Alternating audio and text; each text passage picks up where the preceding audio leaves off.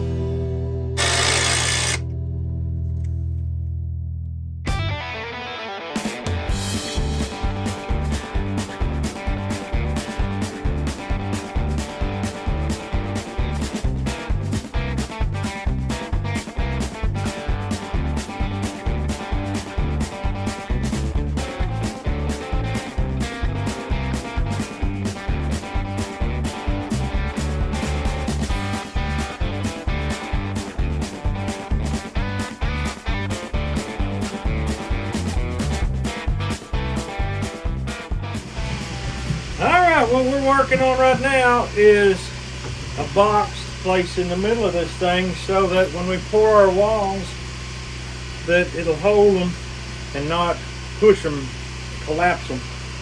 We have to make our walls and our floor of this thing all monolithic so it don't leak.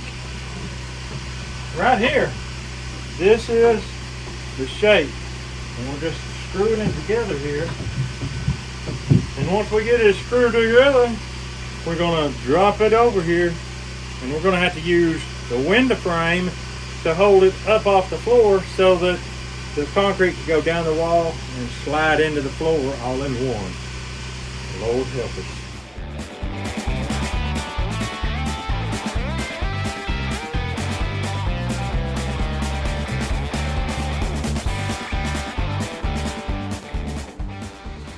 Alright, we're going to set it over in here. It's a little heavy.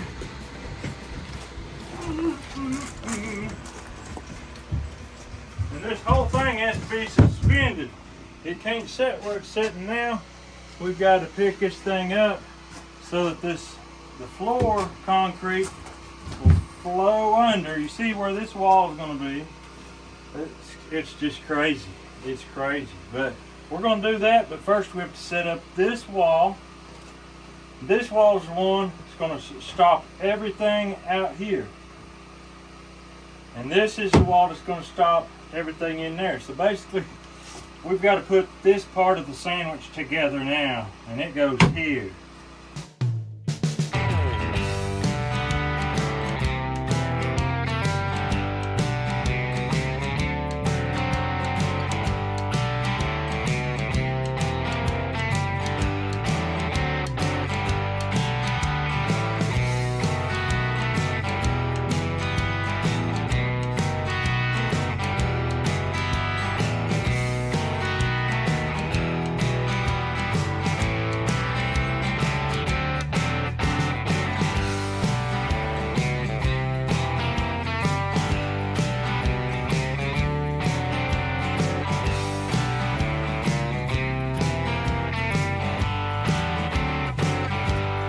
Alright, we got our outer wall level with the windowsill. So we're going to use those to hold these inner walls.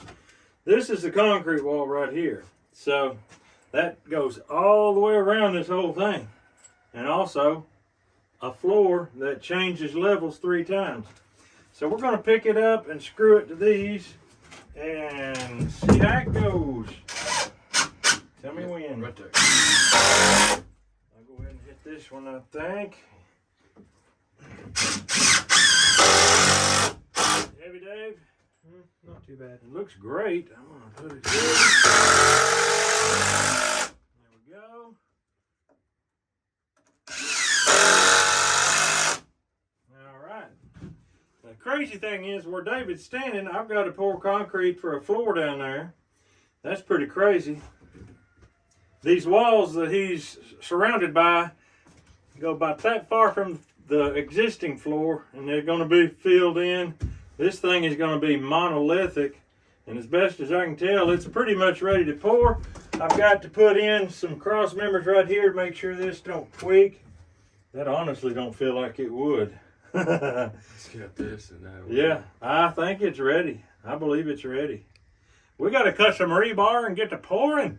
As you know, concrete walls tend to be honeycombed and look terrible unless you use these expensive vibrators. And there's no concrete vibrator at any rental store in this area. I've called them all. So we're going to do the hillbilly method. We're going to do the stick on the Sawzall. We're going to tape it on real good because we want this concrete wall to look pretty. We don't want it to look like it's been through a war. We're being shelled. We want it to look smooth. So we're going to use this here as our vibrator. I'm just going to tape this on, and as I get closer to the top, I can just take my saw, cut it off, shorten it. But for now, I've got it this deep to get me down to the bottom of the wall. Let's see how it works. All right, in order to have my overflow, I've got to drill a hole through here, stick a pipe through that, and a pipe through the form so that the concrete will pour around the pipe. And then when it gets up to about 39 inches, it's going to overflow. 39 inches is not going to be my total depth because I've still got to pour about 3 inches of concrete at the bottom. But it's still going to be 36, 37 inches deep. Not bad for cold water.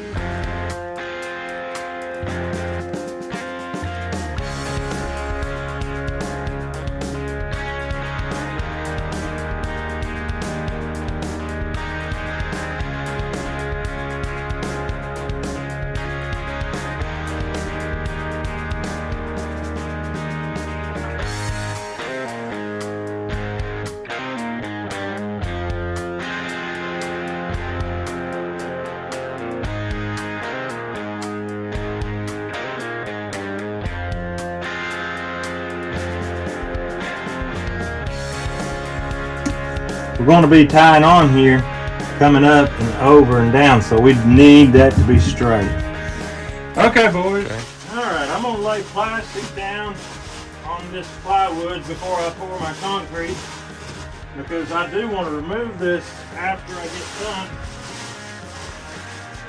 And that means I've got to be able to move it. Some more. Get this all the way down there.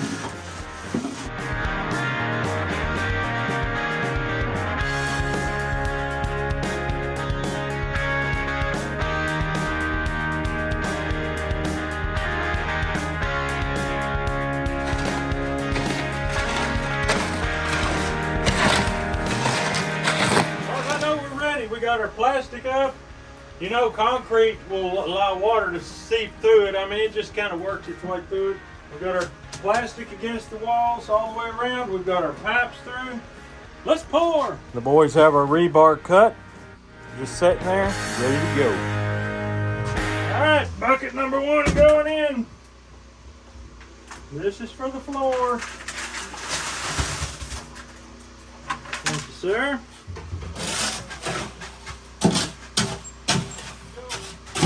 Rebar going in. Oh, thank you, sir.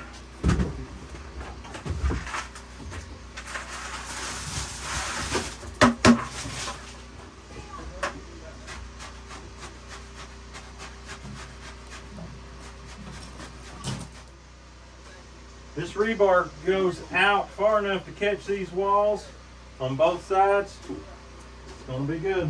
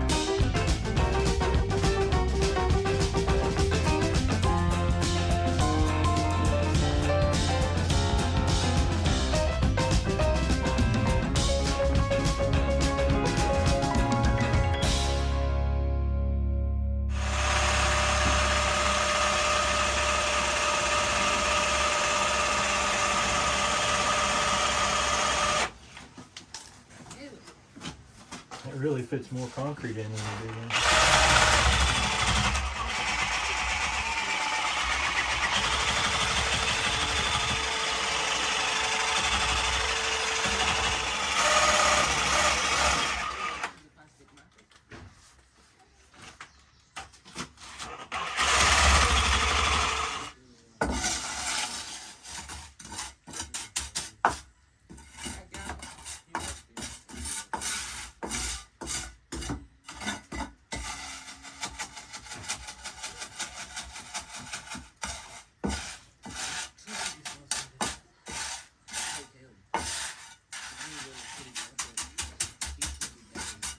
Alright, pour it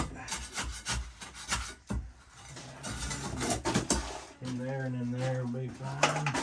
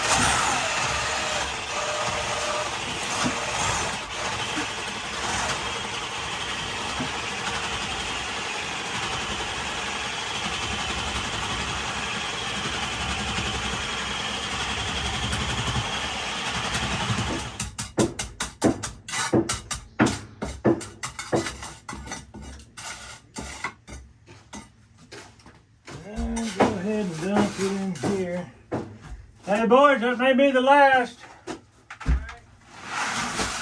pretty sure what you're mixing now will be the last. Yeah.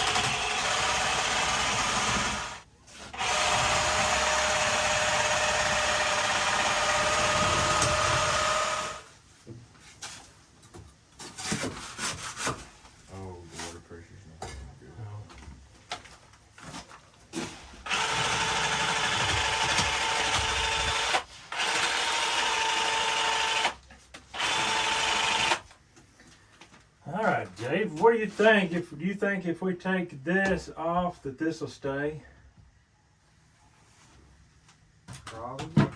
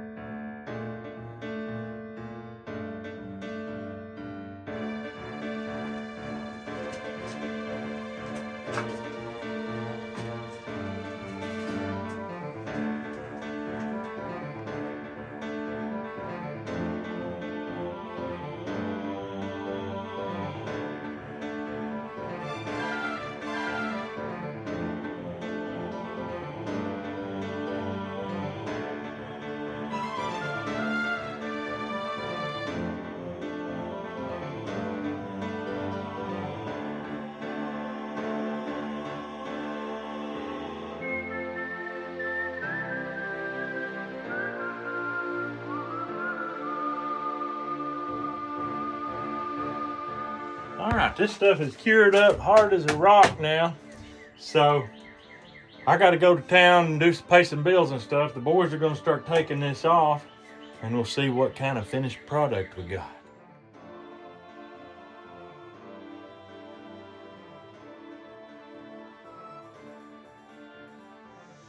Alright, the boys got the forms off, and as you can see, we have got some serious stuff going on here.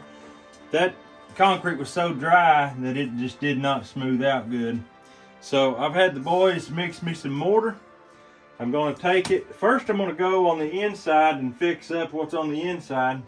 And then I'm going to come on the outside and just put it on there.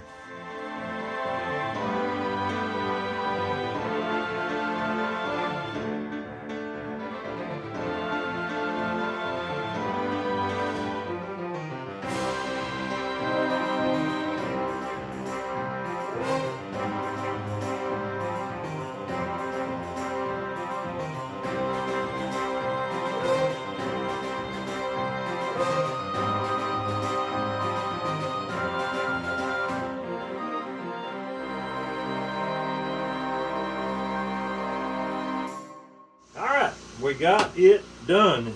It's dry, it's hard. I think it's going to work.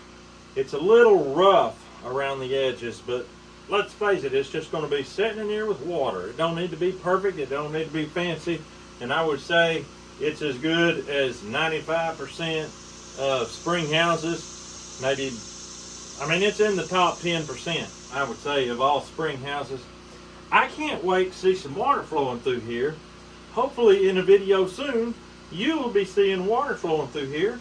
We have about 3,700 foot of ditch to dig, and lay the line, get the pump pumping, and we'll have it made. But that's all we've got for today. We hope you have a great day. We'll see you on the next video.